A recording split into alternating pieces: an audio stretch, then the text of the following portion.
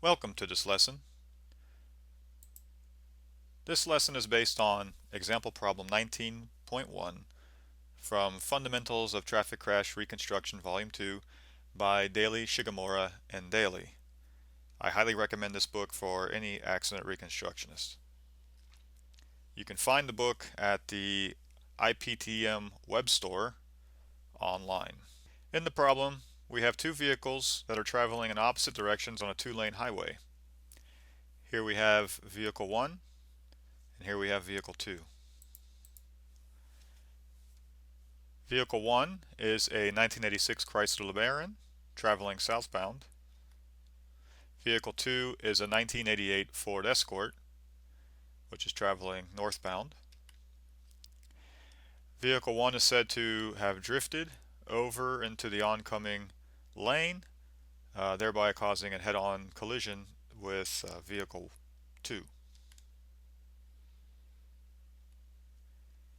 Here we'll zoom in and show you the approach to the area of impact. So here we have Vehicle 1. It's a 2,601 pound Chrysler LeBaron.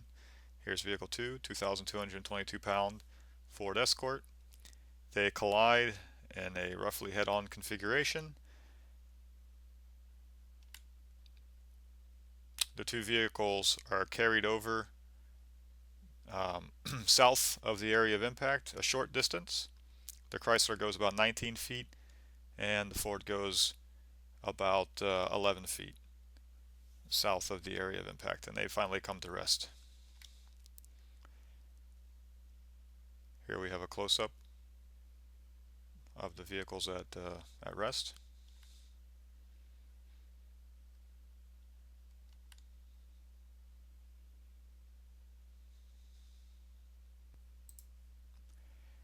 You'll note in these diagrams that there's crush damage that appears to be imparted to both vehicles.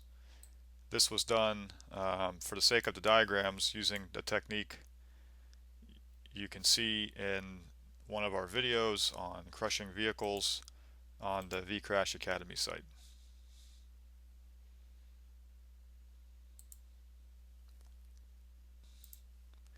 Here's the 1D or one-dimensional collision model that's used, or that we're going to use to analyze this crash. And this allows us to quickly and easily come up with a solution by hand without the aid of a simulator.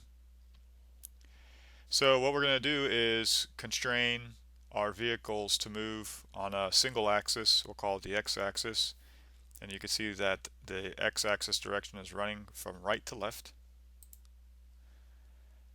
Pre-impact, the two vehicles, vehicle 1 and vehicle 2, are traveling in opposite directions, and of course we are modeling our vehicles as point masses. This is what most physicists love doing. Therefore, we're assuming automatically that the PDOFs go through the centers of gravity, and we're neglecting any effects due to torque. So there's no rotation that's taken into account in this problem.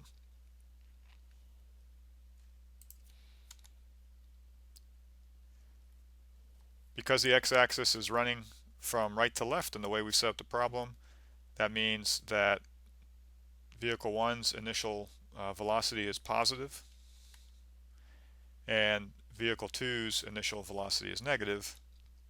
That means VREL I, which stands for the relative initial velocity and whose magnitude is called closing speed, is a positive number. So the relative velocity before impact is a value that's greater than 0, because the pre-impact velocity for vehicle 1 is positive and the pre-impact velocity for vehicle 2 is negative. However, you'll note that in the way the problem's set up, both vehicles are carried off in the positive x direction post-impact, where they eventually slide to rest over here. So that implies that the departure speeds or post-impact speeds for both vehicles are greater than 0. And we're told that the departure speed for vehicle 1 is greater than the departure speed for vehicle 2. And we're also told that vehicle 1 travels a greater distance than vehicle 2. So that implies that the final relative velocity, or separation velocity, is also greater than 0, since both values are, both the final speeds are positive, and the magnitude of vehicle 1's final speed is greater than vehicle 2's.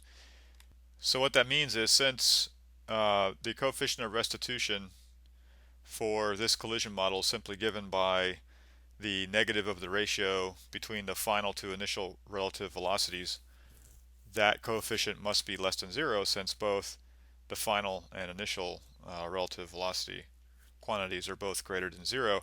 And that's just telling you, with how this particular collision is modeled, that the surfaces of contact between vehicles 1 and 2 are being allowed to pass through each other. And that's just an indication that, or a consequence of the fact that we're ignoring rotation. And of course, if you modeled rotation as well during the contact, then the surfaces of contact wouldn't pass through each other. Of course, the vehicles themselves would rotate, and that would allow for the final result of the CG of vehicle 1 moving a greater distance than the CG of vehicle 2, as was shown in the final configuration at rest.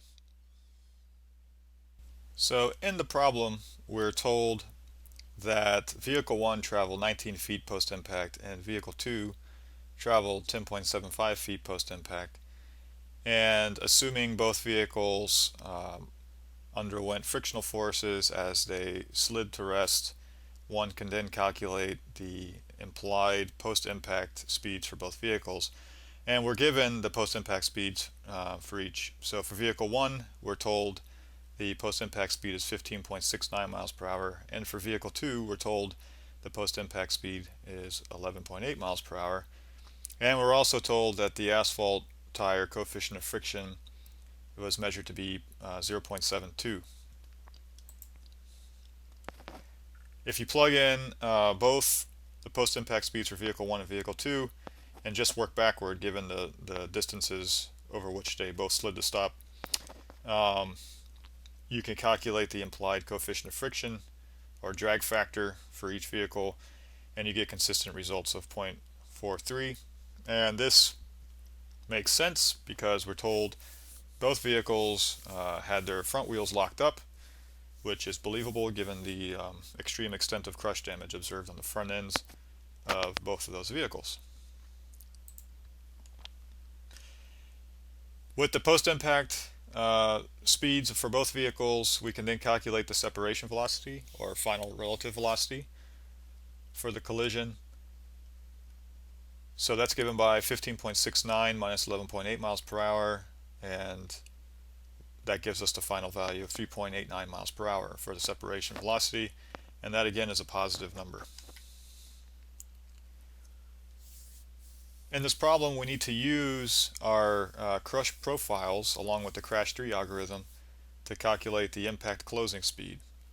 And we use this formula here. Once you have the energy absorbed at the moment of maximum engagement, which is what you calculate using the crash-3 approach, you simply take 2 times that value over the reduced mass of the system, take the square root of that, and that gives you the magnitude of the impact closing speed when rotation is not taken into account.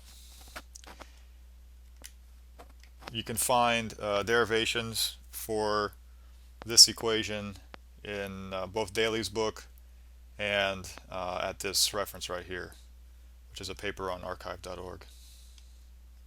Virtual Crash 3 was used to create the crash diagram, as well as to create diagrams of the crush damage to both vehicles. The vCRASH Academy site contains a PDF file with the full list of vehicles and objects in Virtual Crash 3. And then there you'll see that there's a 1982 Chrysler LeBaron two-door model, and it was a suitable exemplar for this particular case for vehicle 1. And it's very easy to stretch out the mesh to have the appropriate length, width, and height, and it's very simple in virtual crash to adjust the wheel locations. So that's what we did for our diagram in this case and for the simulation. So here we have our diagram of the crush damage imparted to vehicle 1. Of course, this was drawn in virtual crash 3. Here we see each of the 4 measurements that were taken of the crush damage, and those are provided in the problem, and they're listed here in this spreadsheet. So the crush damage extends from 45 to 65 inches across a 5.75 foot long width.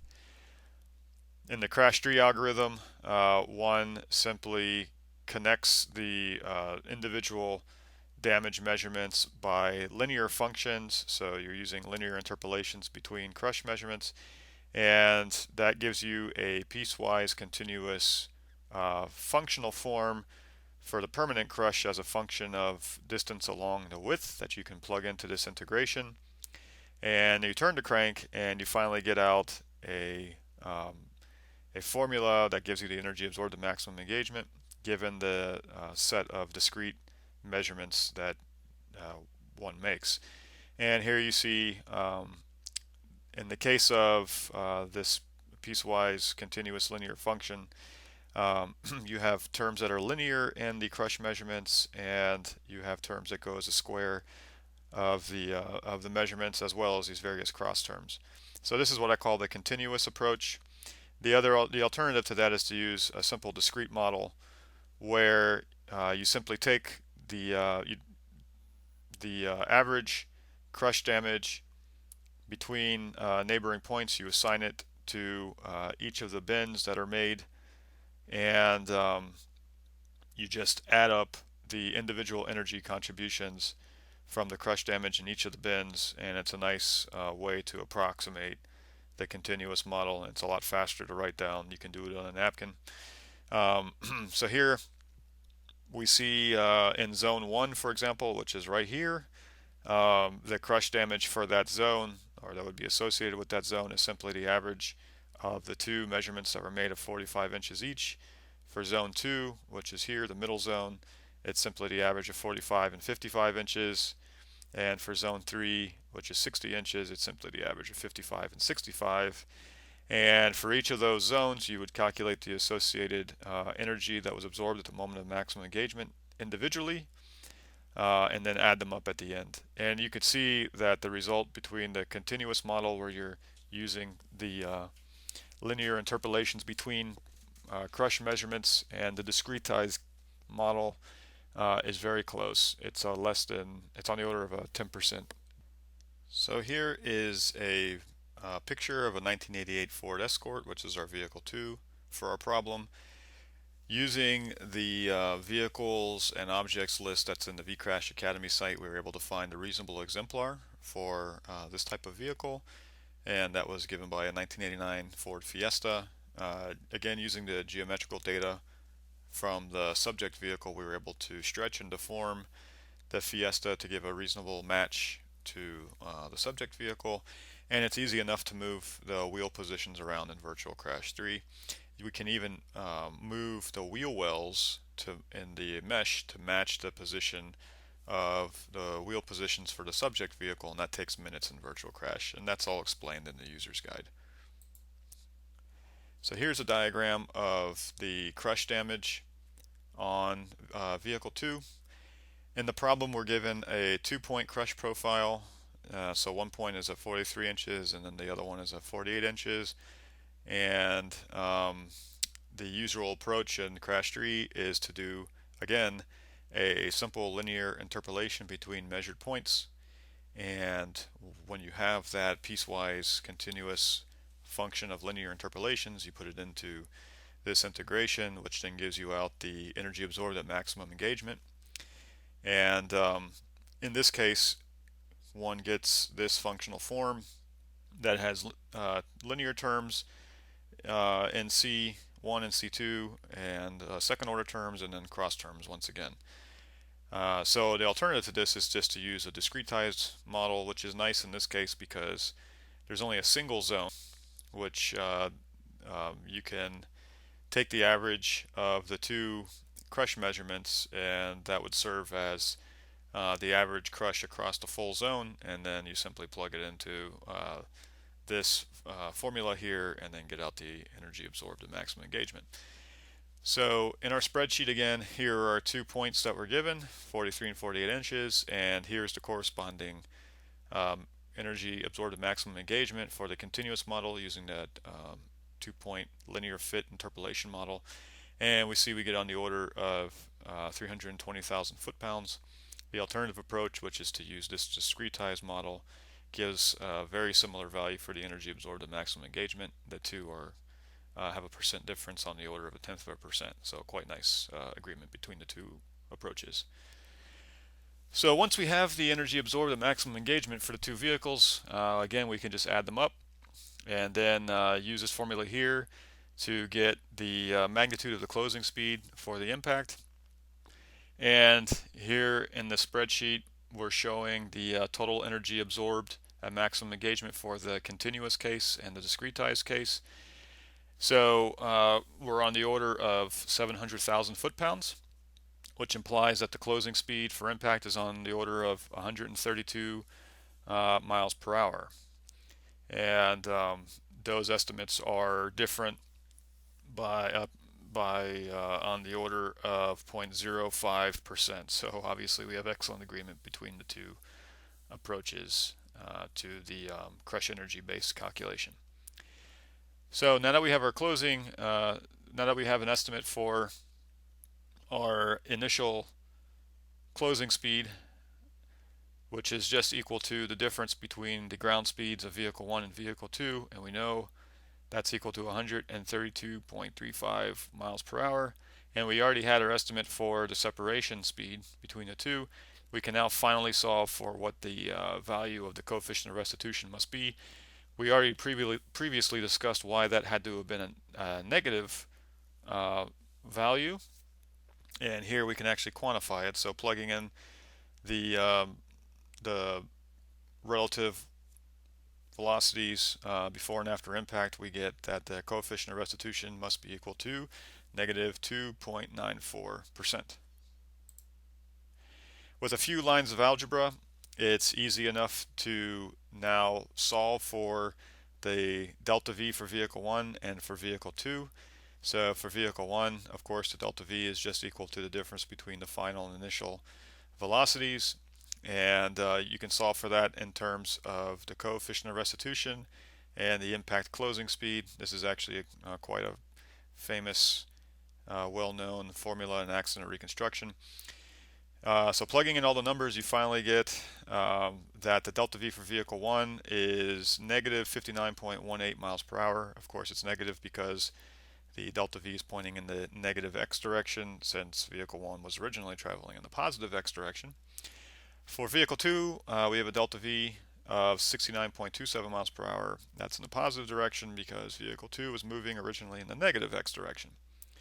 These delta V values, or delta V values in general, are excellent to use as cross checks for any simulations you run. In particular, if you run virtual crash 3 simulations, it's always a great idea to make sure you're in the right ballpark and that you're not doing anything crazy by taking your delta V estimates based on crush energy and comparing them to the delta V values that come out of simulations. And if one has reasonable agreement, then one can have, of course, greater confidence in the simulations. So now that we have delta V, it's easy enough to, with knowledge of delta V and knowledge of the post-impact ground speeds for each vehicle, with some simple algebra, you can solve for the pre-impact ground speeds for each vehicle. And doing so, we get for vehicle 1 that the pre-impact ground speed was 74.87 miles per hour, and for vehicle 2 we get negative 57.47 miles per hour. Since we used a slightly different approach to solve this problem than Daly did, they have slightly different values in the book, but you can see they're very close. We have great agreement between what Daly's solutions are and what our solutions are. So I promised at the beginning of the video to discuss the meaning of negative restitution. It may seem controversial, but it really isn't. it was really just a consequence of the fact that we were neglecting the role that rotation played, and therefore if you're going to use a simplified 1D model with no rotation and the center of gravity of one vehicle moves for vehicle 1 moves at a further distance than vehicle 2, then that would imply that the surfaces of contact in a 1D model would pass through each other, and that means that restitution would have to be negative. Now let's look quickly at a collision in 2D, and we can see what effect rotation actually has in altering the equations that were used for the 1D solution. So here we have a front to rear type impact. The PDOFs are such that they do not pass through the centers of gravity. So here's the center of gravity for vehicle 1, this orange guy, and here's the center of gravity for vehicle 2, this red dot right here. The impulses are focused or originating from this point right here, and so the impulse on vehicle 1 is pointing along what I'm going to call the normal axis. Let's say it's perfectly aligned with the normal axis, or what I'm going to call the normal axis for the collision. And for vehicle 2, of course, the impulse is equal and opposite. And let's suppose that the closing speed or the closing velocity vector is perfectly aligned with the axis that the impulse vectors are aligned with, to simplify our calculations. So now that we're going to consider the role of torque in our accidents in this particular collision, which we must do since the PDOFs do not go through the centers of gravity, we have to account for the lever arms for the impact, and we're going to give the lever arms for the torque the label H, and that's just simply given by the cross product of the lever arm vectors R with the unit vectors along which the impulses lie, and so that's defined here. So we see that the H magnitudes are given by the length of the projections of the lever arm vectors. The projections are transverse to the axes that the impulses lie on.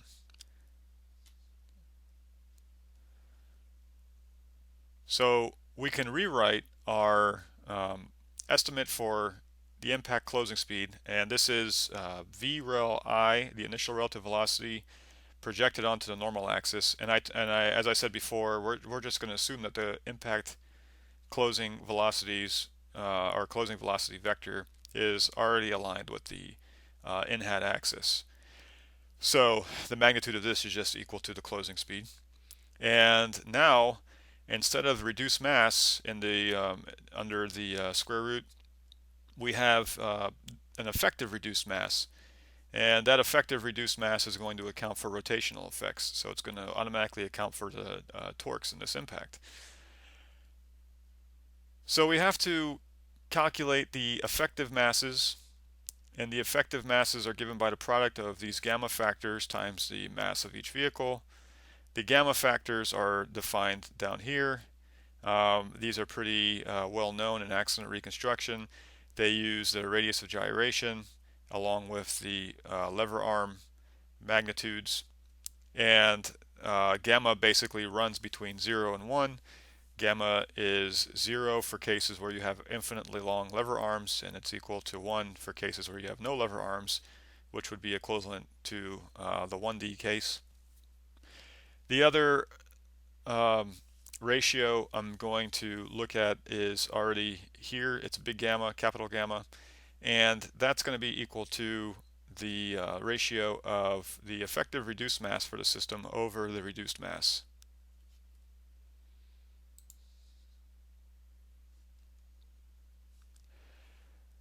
So when you account for torque, the magnitude of the closing velocity, or the closing speed for impact, needs to be modified by a factor of 1 over the square root of gamma. And again, gamma contains all the terms up here, so the radius of gyration and the impact lever arm. So all the torque stuff is contained in this term right here. Whereas all this stuff, the square root of 2 times the energy absorbed at maximum engagement over the reduced mass, that is what we were already using for the 1D case. So in other words, to correct your closing speed calculation for rotational effects is simply a matter of using a scale factor or a simple correction of 1 over the square root of gamma.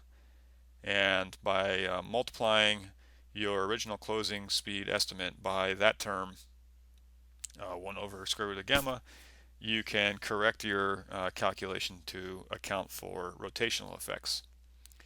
Likewise, when you calculate the vehicle changes in velocity, you have to, again, modify the equations you're going to use for to account for the rotational effects. So here we see now we're multiplying by an additional factor of the square root of gamma.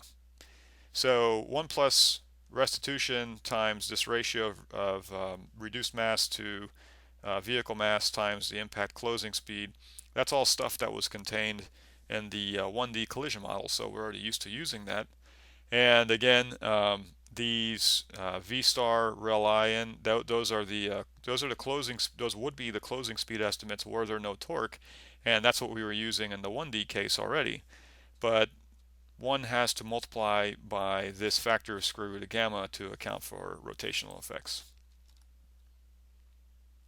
Now let's suppose that we can create a new restitution value that lumps together the coefficient of restitution and this square root of gamma term. So let's rewrite this 1 plus epsilon times square root of gamma down here, and then let's suppose we could set that equal to 1 plus some new coefficient of restitution, and we're going to basically treat this 2D, this term from the 2D case, we're going to treat it as if it's a 1D collision. Now let's solve for what this new epsilon prime, this new coefficient of restitution, would have to equal, and it's simply equal to 1 plus the coefficient of restitution for the 2D case with rotation times the square root of gamma minus 1. And if you look at the limits for epsilon prime, we see if it's equal to this, then that means its limits must run from -1 to the original coefficient of restitution. In other words, if you're going to lump all the rotational properties into a single coefficient of restitution, thereby effectively making a 2D model become a 1D model, then your coefficient of friction, or your coefficient of restitution rather, is going to possibly become negative. And that's what we saw in our 1D model case.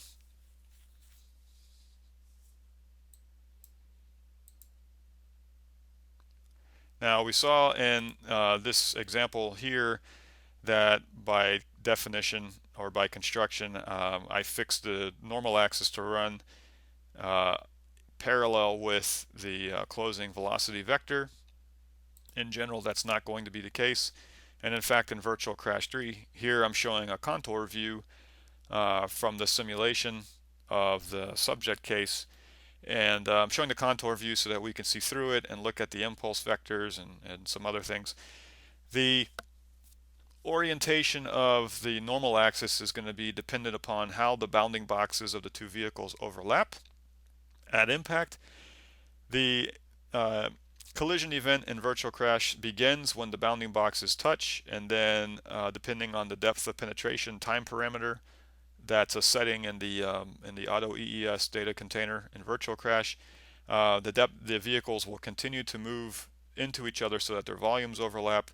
They'll move into each other by time equal to the depth of penetration, and then at that time, at the end of depth of penetration, the impulses will act on both vehicles, and the model by default will set up a normal axis and a tangent plane. One way to think of the normal axis is the axis along which the impulse due to crushing effects is imparted to the vehicles, and then along the tangent axis or the tangent plane for the impact, frictional effects are being accounted for.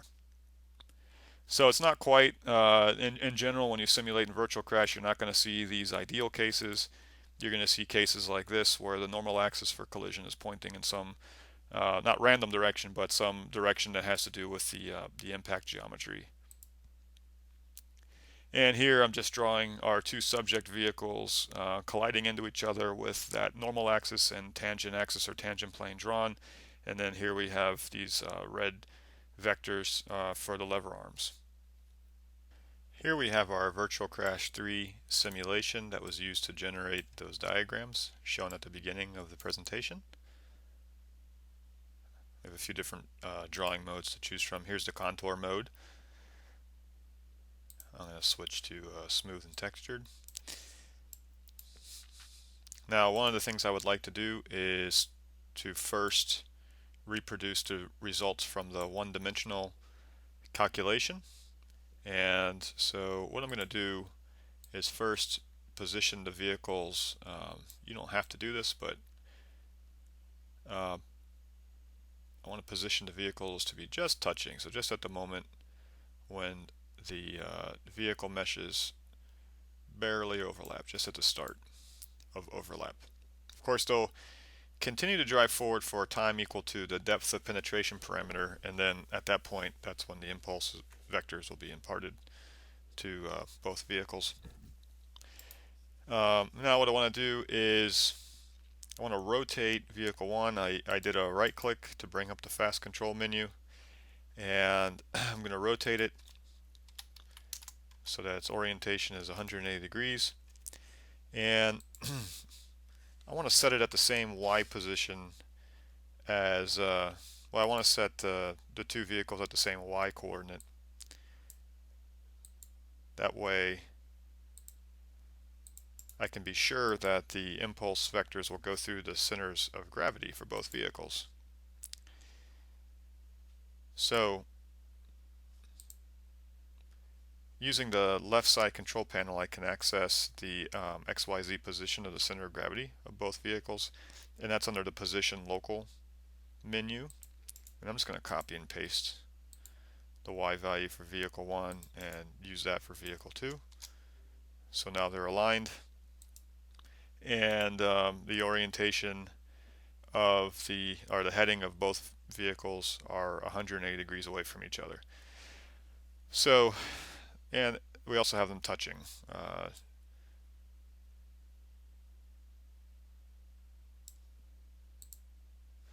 Okay, let's go ahead and give each vehicle the estimated pre-impact speed from our 1D calculation. So again, I'm using the right click to bring up the fast control menu.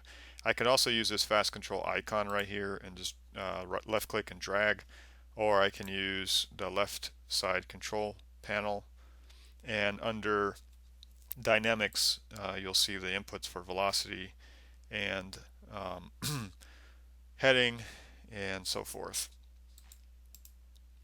So let's go ahead and put in our pre-impact speed from our estimate, and we had 74.87 miles per hour, and you see the simulator automatically updates and the vehicles go off to the left. Let's do the same for the Ford now. That had a pre-impact speed of 57.62 miles per hour, and post-impact you'll see they are still carried off to the left, as you would expect. And the other thing I'd like to do is just have them start braking immediately upon impact. And you can use the fast control icon to bring up or to give the vehicle some braking. And when you use the fast control icons, it automatically puts an entry into the sequences table, which is a feature that's really neat in Virtual Crash 3. Since the bounding boxes begin overlapping at time equals 0, and that's just how I placed them that way on purpose, let's have the braking begin at time 0.03, since that is when the impulse vectors will be imparted to both vehicles, as that's what the depth of penetration parameter is equal to in the Kudlich-Slebar model by default. And I'm not going to change that for this exercise right here. Let's have a 0 brake lag, so basically a step function going from not braking to braking instantaneously right when the impact occurs. Let's use wheels separately. We were told that the front wheels locked up, and Using wheels separately allows you to modify the percentage of the maximum allowed friction to be experienced at each wheel, and Virtual Crash 3 assumes the maximum friction for each wheel is going to be related to the weight distribution. So the fraction of the total vehicle weight on a flat plane. So let's use 94.72% for the two front wheels, and you can see that the total acceleration that corresponds to those fractions for those wheels is given right here, and that's about 0.43 G's, which is what we were told or that's what we calculated the effective drag factor to be at the beginning of the problem. And let's see, let's see what happens after impact. Yep, there we go. So our Chrysler slides to stop post impact. I'd like to do the same thing for our Ford now. So we can use that fast control icon, and you see right here an entry was placed immediately into the sequences menu. And again, I'm going to start braking at 0.03 seconds because I know that's when the impulse vector acted on each vehicle. I'm going to have a 0 brake lag. And again, I'm going to brake each wheel separately. And I calculated that the percentage of maximum braking on the front wheels should be 99.48%, and that should give us about 13.83 feet per second squared, which is about 0.43 G's, or 0.43 drag factor for vehicle 2. And we should see now both vehicles post-impact slide to rest. There they go.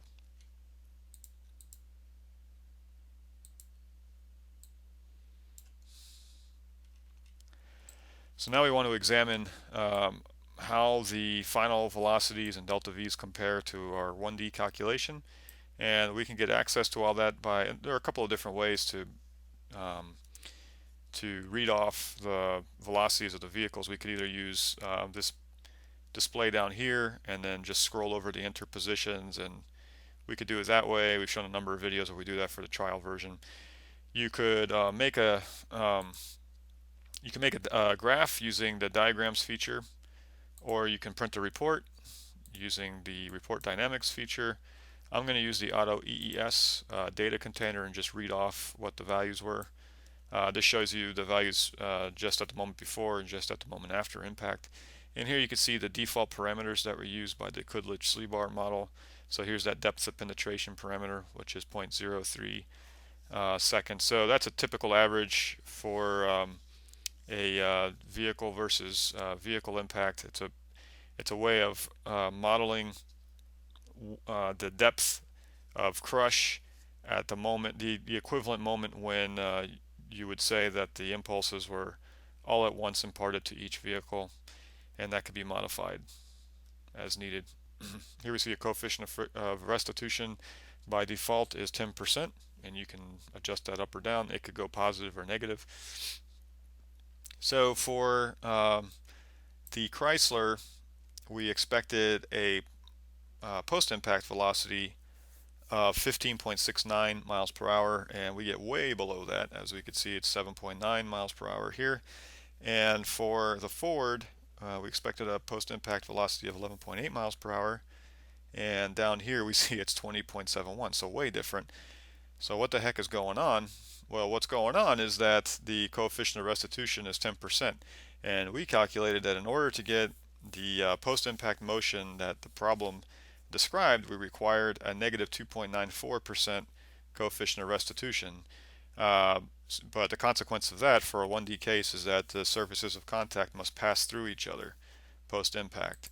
But let's go ahead and put that value in. negative 0.0294. And now we see something a little different happening here.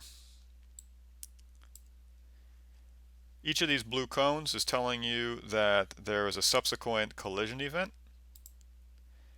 And the reason why there's a subsequent collision event is because vehicle 1 continues pushing through vehicle 2, and so the collision model believes that the two vehicles should be colliding again and again and again post-impact, and that's because there's a negative coefficient of restitution. That's not what we're not really interested in all that. What we're interested in seeing is how the post-impact speeds are now changed with that negative coefficient of friction. Remember, we're trying to emulate the 1D collision model. That was the point of this exercise here. And so now we have a post-impact speed for the Chrysler of 15.8 miles per hour, and in the problem we had 15.69 miles per hour, so much better agreement. And for the Ford, we now have a post-impact speed of 11.49 miles per hour, and then the problem is 11.8 miles per hour. So much better agreement, and we could see that the post-impact travel distances are getting close to what was reported in the problem. So why are they're still different, and one of the reasons why, and we've made a video on this in the past, is because the CG heights for both vehicles do not line up in Z. And you know, I took care to put the vehicle, both the inertial and geometrical size data, into the simulation for both vehicles. So if we change the Z position of the centers of gravity for both vehicles so that they line up in Z, we should see better agreement. Basically what's happening is that even though the impulse vectors are passing through the centers of gravity as seen from the XY plane projection, in Z there's still going to be an offset between the two centers of gravity and where the impulse vector is. So let's go ahead and line up everything in Z and then see what the effect. So let's line everything up with the Ford's center of gravity position. Why not? And the center of gravity position is accessible in the left-hand control panel. Everything's accessible in the left-hand control panel. And if we go to size, we see the CG height for both vehicles. So for the Ford, the CG height is 1.71 feet. And I'm going to go ahead and make the Chrysler CG height the same. And I'm going to move the CG height of the impulse vector to match. That way we're guaranteed that the impulse vector is going perfectly through the centers of gravity of both vehicles in 3 dimensions. So one thing you'll notice is that the Auto EES container has all the collision parameters, but it doesn't allow you to change the position that's been automatically determined by the conditions at the moment when the bounding boxes overlap at the depth of penetration time. So what you need to do is make a user definable collision event, and you do that by going to selection, and then you want the first impulse event, which is the guy that's being shown right there. That's the impulse corresponding to the first contact, and you want to create a user contact, and that'll create an object, an EES object up here in your objects menu. And now you can turn on the option for deformation, and you can also deselect auto position and set your own position. So we're not going to change the X and Y position of the impulse vectors, but we're going to change the height again to match the CG positions of both of our vehicles. And now we should have an updated post-impact velocity for both vehicles, and we can now use the EES user contact information data container, and that'll give us all the same information for delta V's, pre and post impacts.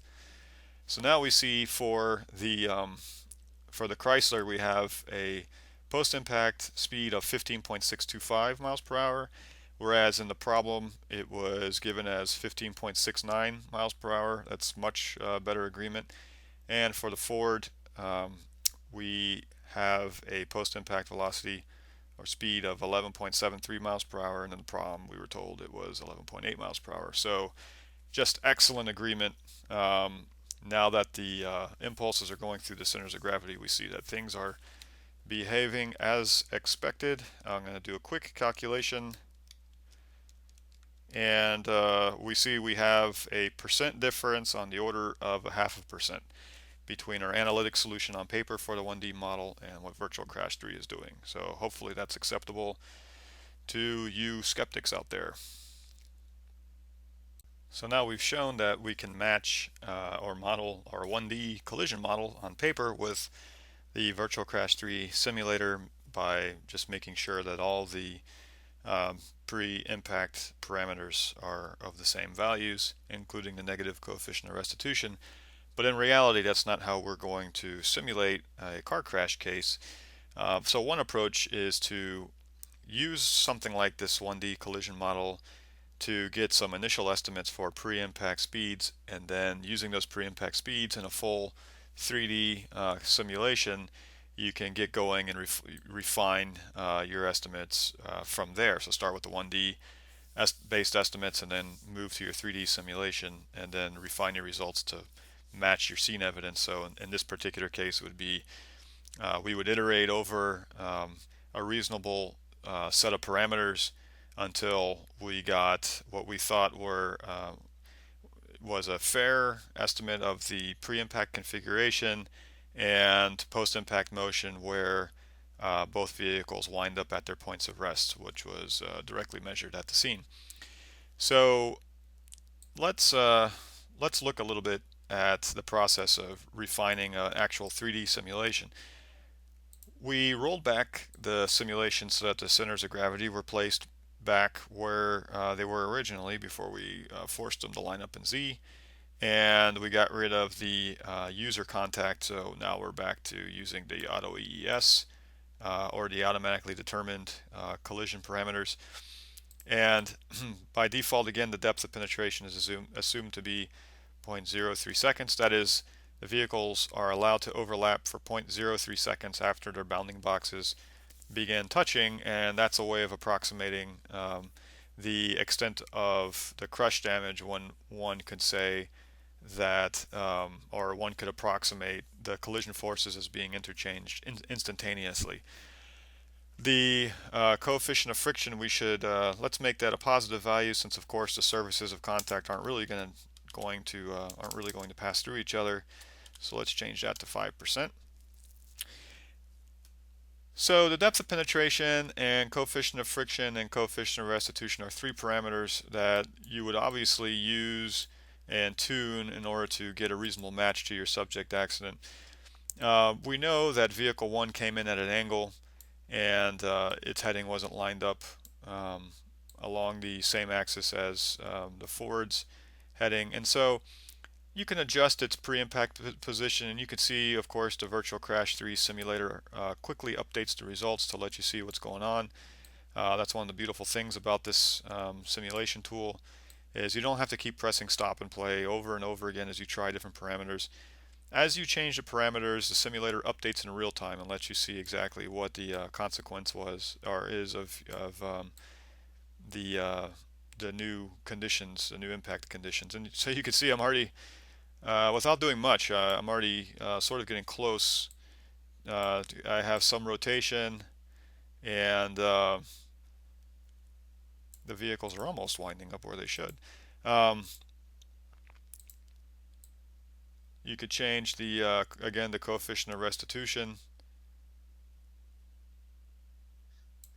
coefficient of friction, and the coefficient of friction, really what you're doing is you're changing the maximum coefficient of friction in order to guarantee that the point of contact comes to a common velocity along the tangent plane, that red plane right there. So if you make the coefficient of friction, it's not setting the coefficient of friction of the collision. The collision is assumed to be such that the point of contact between the two vehicles comes to a common velocity along the tangent plane of the collision. So you can set an upper limit to the maximum coefficient of friction needed to guarantee that that happens. And of course, you can change the impulse centroid. So again, the way you do that is to select the initial contact event that you're in, or the collision event that you're interested in, and tuning. Make a user contact, and now this is tunable, or you can modify the position of the impulse centroid. I recommend going to the contours view if you're going to do that. And another trick is to freeze the two vehicles. If you're not going to change the orientation and you just want to experiment with moving the impulse centroid, then the best way to do it is to freeze the two vehicles, because the simulator wants you to be able to grab the two vehicles at the start of the simulation so that you can adjust their positions. So if you freeze them, it stops them from moving. It stops you from being able to grab them. So you can move the impulse centroid. So the idea with the Kudlich-Slebar model is that the two vehicles overlap each other for some time before what is effectively the instantaneous exchange of forces occurs. And so you can change the impulse centroid position within the overlapping volume of the two collisions. And you might do this if there's a large disparity in the stiffness coefficients between the two vehicles. So one vehicle has a lot more crush damage than the other. You would simply represent that by moving the impulse centroid further into the volume of one vehicle compared to the other, and that's how you would capture that effect. This is not a SMAC model. So in SMAC models, the effective force center for each time step is really dependent upon the aggregate behavior of all the linear springs that are being modeled within the collision event. And depending on how each of the springs within the collision model of a SMAC simulation are, depending on how they're compressed and how all the forces add up, the effective position of the force vector, if you will, if you collapse all the forces into one location, one average location, that's completely dependent on the behavior of how the springs happen to be crushing. And since each side is considered to be basically a homogeneous medium, you have no real good way of modeling more rigid or hard parts underneath certain parts of body panels, which you can't see by eye outside the vehicle, but as you remove body panels, you could see stiffer, more rigid components of the vehicle. And SMAC has no good way of modeling that, but here with the Kudlich-Slebar model in Virtual Crash 3, you have complete control over where the effective centroid of the forces are for the two vehicles. And so you can simulate the effect of hard body components within the volume of crush observed for the two vehicles. So here we see we're starting to converge on the post-impact position for at least a Ford, and it usually takes a few minutes, depending on how complex the crash is, to tune the pre-impact positions, the impulse centroid, and maybe the coefficient of friction and restitution, and to finally converge on a reasonable solution. You just want to make sure that whatever the impact parameters are, that they're reasonable and physically meaningful for your subject case, and that of course will depend upon the specifics of the case, and one has to exercise their judgment as an expert in auto collisions. So finally, after a few minutes of tweaking the impact parameters and the pre-impact velocities, we converge onto a reasonable solution. We also turned on deformation, which is controlled in the auto EES data container, or not the auto EES, excuse me, the user-defined EES data container. It allows you, as you saw previously, not only to set the position of the impulse centroid, but also to turn on the deformation. And the deformation model will automatically, it's not smack, so the vehicles will deform from the outermost surface up to the impulse centroid. So depending on where you place the centroid, it'll virtual crash 3 will deform the vehicle mesh so that the mesh goes from the outer uncrushed surface to the point where the impulse centroid was set. And it'll move the wheels back as well, and that's something you need to take care of because although the wheels might move back for like a front end collision, the center of gravity, like most simulators out there, the center of gravity remains fixed according to its pre-impact position throughout the collision event. And so if you have front wheels which go all the way up to the center of gravity, which we did in this case, you could end up making a vehicle that's top heavy and will actually roll over just because the CG pushes up to one of your axles, your front or rear axle, and might just topple over. So that's something you need to take care of. And in any event, here we see that we have reasonable agreement. The pre-impact velocities that we converge to for this collision were 76 miles per hour for the for the Chrysler, and that's compared to 74.8 miles per hour and 54.168 miles per hour for the Ford, and that is compared to 57.47. So we have a reasonable agreement with our 1D collision model. We tweaked the pre-impact velocities along with the coefficient of restitution and the impulse centroid position until we got a reasonable match with the post-impact positions of the vehicles. And that's what most people do when they run simulators.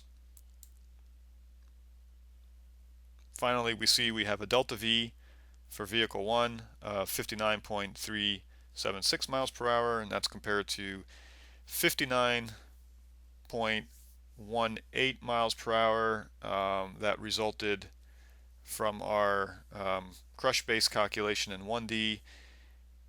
I showed previously that a correction should be put in to account for rotation. I didn't do that here on paper, but I'll just mention what the delta V's were for the 1D case. For the Chrysler, delta V was calculated to be 69.27 miles per hour without the rotation correction. And in our simulation, we have a value of 69.5 miles per hour. So we see good agreement with the 1D solution. I don't have the corrections for rotation, but normally what you would do, of course, is use delta V as a constraint on your simulation results, and you would just make sure if you're going to use energy methods to calculate impact closing speeds and then the corresponding delta V's, you should make sure that the delta V's are reasonable. So there we have it.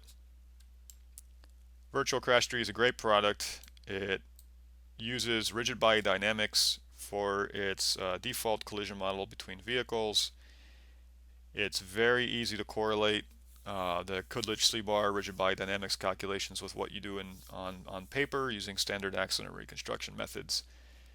It's extremely fast to tune your simulations to match your scene evidence and have confidence that what you're doing accurately reflects what actually happened in your subject case. Thanks for watching.